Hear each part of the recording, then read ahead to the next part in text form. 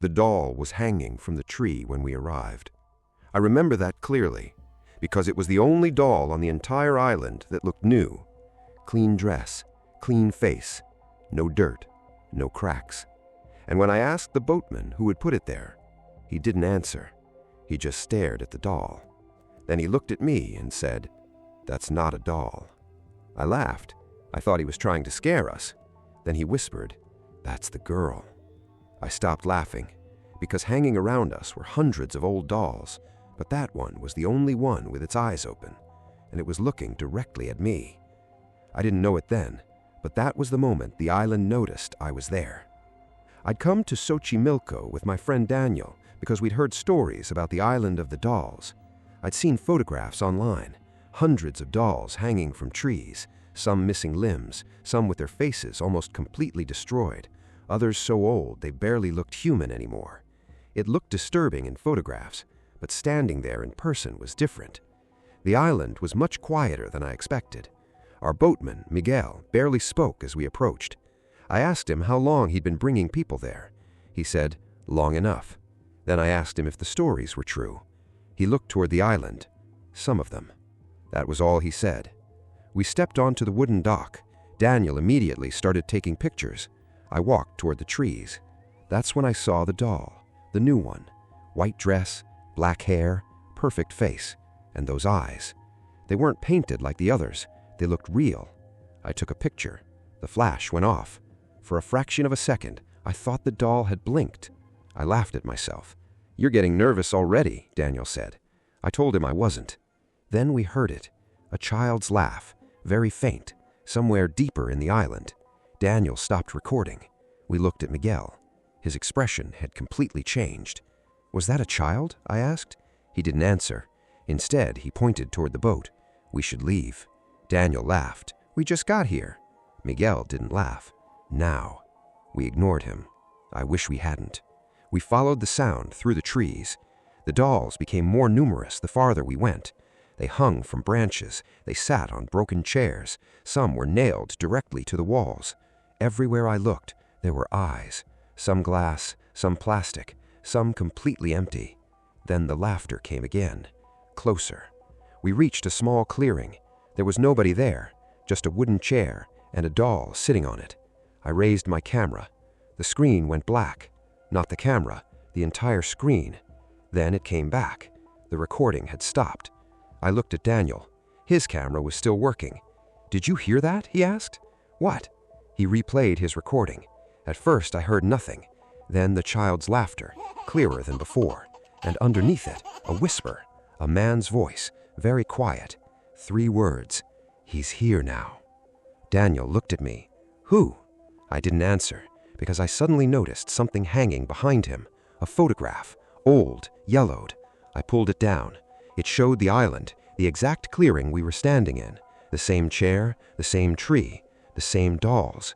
But there was something else. A person was standing beside the chair. Me. I was staring directly at the camera, wearing the exact clothes I was wearing that night. My hands started shaking. I turned the photograph over. There was a date written on the back. Today's date. We ran. We didn't care about the cameras anymore. We didn't care about the dolls. We just wanted the boat. As we moved through the trees, I noticed something strange. The dolls were facing us, every single one.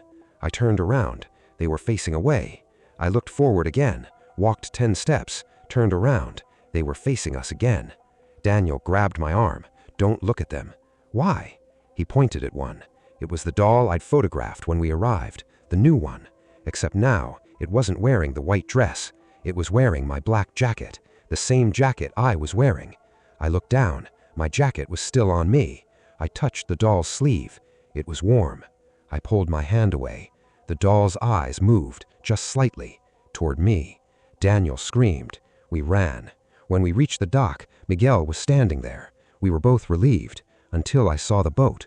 Someone was already sitting inside it. A man. His back was towards us. "Miguel?" The man didn't answer. I looked at the real Miguel. He was standing beside me. His face had gone completely white. He whispered, "Don't talk to him." The man inside the boat slowly turned his head. It was Miguel. Same face, same clothes, same voice. "Come on," he said. "Let's go." I couldn't move. Daniel grabbed my shoulder. "That's not him." The second Miguel smiled. Then he looked directly at me. "You forgot something." He pointed toward the trees. I didn't look. I knew exactly what he meant. The doll. The new doll. We ran in the opposite direction. I don't remember how long. Eventually, we found another section of the canal. There was a small boat tied to a tree. We jumped inside. Daniel started the engine. It worked immediately. We pushed away from the island. Neither of us spoke. The dolls disappeared behind the trees. The island became smaller, smaller. Then I heard the child's laughter again, inside the boat. I turned around. Daniel was staring at me. "Did you hear that?" Before I could answer, something hit the side of the boat. Once, then again, then again. 3 slow knocks from underneath us. Daniel turned off the engine. "Don't." I looked at him. "Don't what?" "Don't look into the water." Of course, I looked. The water was completely black. I couldn't see anything. Then a pale face appeared beneath the surface. A little girl, eyes open, looking directly at me. I screamed. Daniel started the engine. We sped away. I didn't look back, not once. We reached the main canal sometime after midnight. People were still around. Lights from restaurants and boats filled the water. We were safe. At least that's what I thought. Back at the hotel, Daniel and I didn't talk about what happened. We agreed never to mention it again. The next morning, I checked my camera. There were dozens of photographs. Most were normal. The island, the dolls, the trees. Then I reached the last photograph. It showed the island from the water. We were already gone. The boat was nowhere near the island, but someone was standing on the dock. The new doll. Except now it wasn't hanging from a tree. It was standing upright, watching our boat leave. I zoomed in. There was something written on the wall behind it. 4 words. "You left him here." I looked at Daniel. He was sitting across from me, alive. I showed him the photograph. He didn't react. He just stared at the screen. Then he slowly reached into his pocket. He pulled out his phone. His face changed. "What?" He turned the screen toward me. There was a new photograph in his gallery. It showed the inside of the little hut we'd passed on the island, and standing in the doorway was me. I was looking directly at the camera. Behind me stood dozens of dolls, and beside me was the little girl from the water.